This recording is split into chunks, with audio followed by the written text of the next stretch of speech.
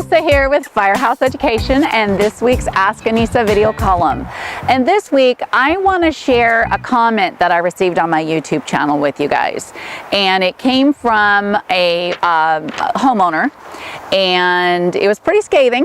And I'm doing this not just for the restoration contractors that are on my channel, but I'm also doing this for the gentleman that wrote the comment to me, because I really feel it's important for me to talk to him about this and address the situation.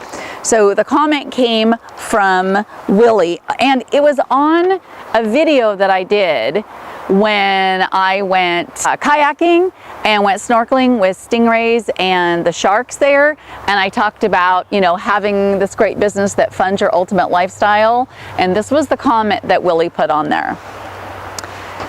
He said, "It is wrong taking advantage of people's misfortunes. Someone has a fire, you swoop in and charge them way more than you should be charging them, and they think you are helping them until they find out they don't have insurance money left to replace their belongings, and your pockets are full.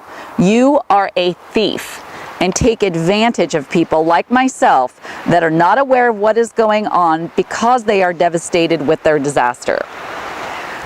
So first off, Willie, I hope you're watching this video, and what I want to say to you is I'm truly, truly sorry for what was obviously a very awful experience for you in the recent fire that you had.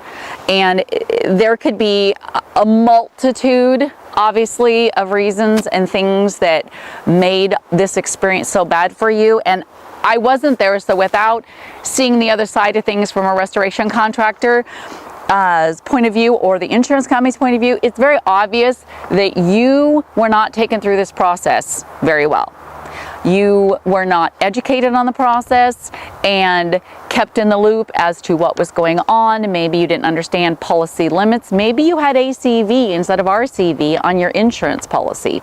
ACV being actual cash value, RCV being replacement cost value. So when your items were log destroyed, you maybe were not paid, didn't have limits in your policy to correctly compensate you for those items. And, that could be, again, a multitude of reasons. It could be because you didn't understand the policy when you signed up for it.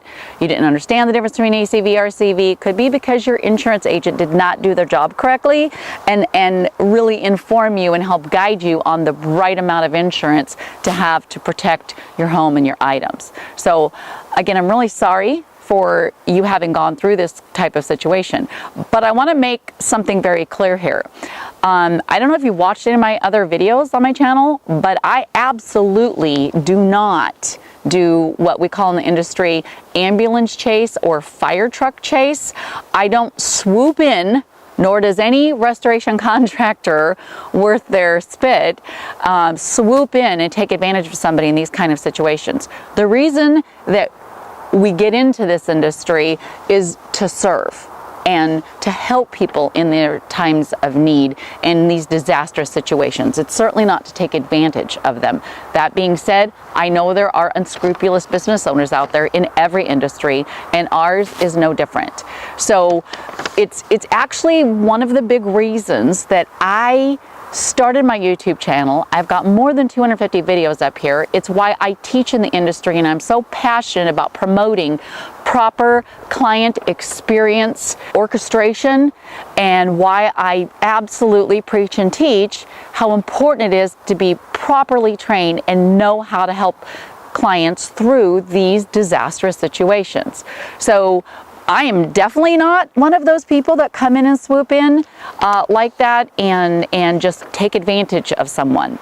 Now, that being said, I also want to address the comment that you made about, you said, and your pockets are full, which is implying that, okay, we're out there making money on people's misfortunes. Well, we are business owners as restoration contractors, so yes, making a profit is part of our goal. It's not the only goal, but it is a goal. We couldn't sustain and serve our communities and help people if we don't make a profit. We wouldn't be able to take care of our employees and spend the, tens of thousands, sometimes hundreds of thousands of dollars that we need to spend in equipment, or the thousands and thousands of dollars that we spend to train ourselves and our employees to go out and properly do this work. I mean, a restoration company can easily spend $10,000 to $30,000 a year just in liability insurance. So this is not a cheap or inexpensive business to get into to begin with, okay, in some regards. So making a profit does not make a restoration contractor a bad business person or a person who wants to take advantage of someone. It allows them to go out and serve and do more good. So that being said, for those of you watching this video that are restoration contractors, I really want you to listen to what Willie said. On the flip side, I'm playing a little devil's advocate here. I know I don't have all sides of this story, but obviously Willie did not have his expectations met, and he had a horrible experience with his fire loss. And that is not okay.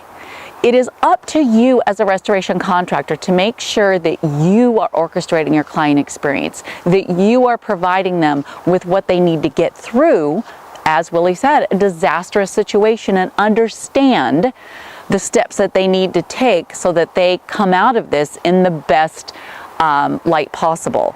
So it's why it's so important for us to, do things like not decipher someone's policy with them, leave that up to their adjuster and their insurance agent, for us to be sure and communicate and know that we have systems in place that are going to walk these clients through the process. Remember, you might do 200 jobs a year. This client may have never had an insurance loss ever. They might have been paying for this insurance for the last 30 years and they've never used it, and they don't even understand, a lot of the parts of the policy. So it's not our job for them to understand their insurance policy. I'm going to say that again. That's up to the insurance company. But we can direct them. We can explain to them what ACV and RCV is. We need to know when we go into a job what our policy limits, and are you doing the responsible thing by not wasting their money if their policy limits are in danger of being met. So you need to know these things so that you can give your clients the options, all the different options that they have on the ways to take care of their claim. And I say that with the caveat, I get there are some things that are non-negotiable. We just need to do them in this industry because it's what the proper thing to do. But especially when we're talking about someone's contents and cleaning them, there is definitely some wiggle room there, if you will, and there's some things where we can go, okay, we can either do A and B, or we can do C and D. And we need to give that option to our homeowner. And it is up to us as a restoration contractor to guide them so that people like Willie don't get to the end of their claim and realize that they don't have enough money to put their home and their belongings and things back to pre-loss condition again. Or if they do realize that they do not have enough money in their insurance policy, they should be realizing that up front, not after the fact. Okay, because we've communicated with them, because we've given them an understanding of what's going to have to go on in this process and directed them to their insurance company if they don't understand the limitations of their policy. Well, I really hope, Willie, that you do take to heart my sincerest apology, and I'm so sorry that this was your experience in this industry. There are thousands of amazing restoration contractors in this industry. Several of them I am friends with, and they are wonderful people that all they are there to do is to serve and provide value in exchange for the profits that they make in their company. And if you're a restoration contractor watching this, I really hope you take this to heart and really listen to what Willie had to say here. I mean, he was obviously very emotionally engaged when he wrote this on my YouTube channel. I mean, he called me a thief. That was a pretty strong accusation, but this is how he was feeling. And I didn't take offense to it. I wanted to use this as an opportunity to ask you, are any of your clients feeling this way? Do you know how your clients are feeling? Are you asking them before, during, and after your job how things are going.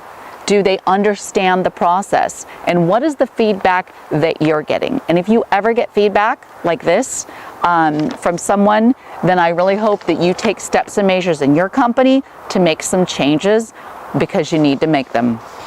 Okay, well, I hope you found this valuable. Thank you so much for the views. Give me a thumbs up on the video if you're on the YouTube channel. And also, if you're on rnrmagonline.com's e-newsletter right now, comment below the video and maybe share with me if you've had any kind of feedback like this from a client, or any experience that along this lines that you'd like to share. And on that note, be sure and send me your questions, Anissa at firehouseeducation.com, and I will see you on next week's Ask Anissa video column.